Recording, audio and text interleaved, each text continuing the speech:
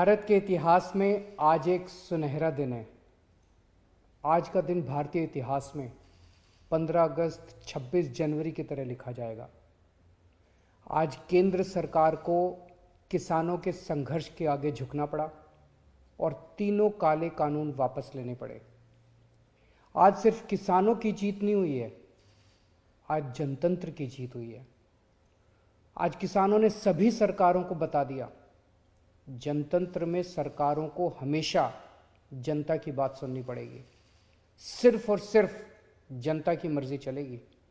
कोई भी पार्टी हो, कोई भी नेता हो, जनता के सामने आपका अहंकार नहीं चलेगा।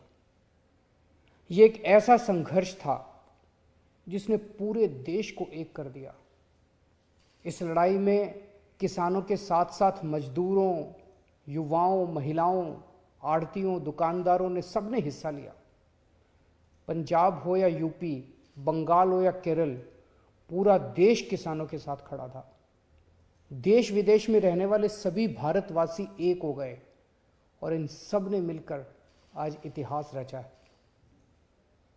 जिन्होंने धर्म जाति से ऊपर उठकर एक साथ सड़क पर तीनों काले कानूनों के खिलाफ ये लड़ाई लड़ी और आखिर में केंद्र सरकार को उनके आगे झुकना पड़ा, इन सभी की आज जीत हुई है। पूरी दुनिया के इतिहास में शायद ही इससे बड़ा या इससे लंबा कोई आंदोलन हुआ होगा। इतनी शांतिपूर्वक तरीके से इतने लाखों लोगों ने संघर्ष किया, कड़ी धूप में, ठंड में, बरसात में, पीछे नहीं हटे।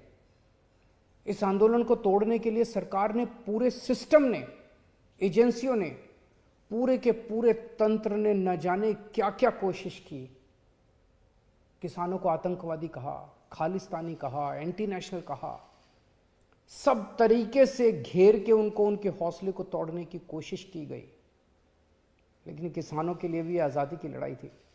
आज़ादी के दीवानों की तरह किसानों ने भी कमर कस के ये लड़ाई लड़ी और जीते।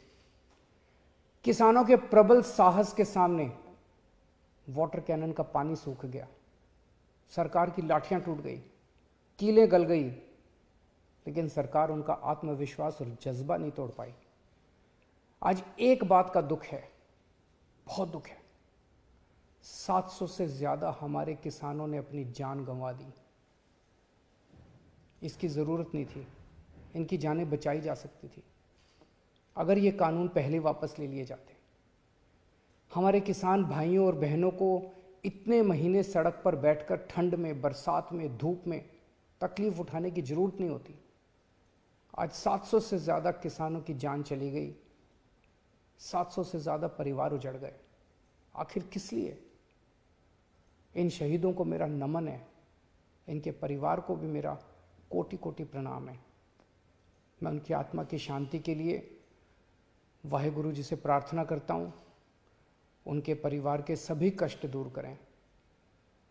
पर आपकी कुर्बानियों को ये देश कभी नहीं भूलेगा।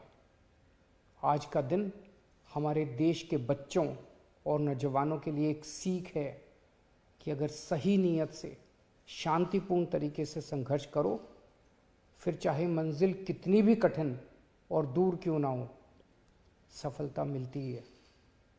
जय हिंद। सत श्री अकाल। प्लीज़ साडे चैनल सांझा पंजाब नू लाइक ते सबसक्राइब करो यूट्यूब ते।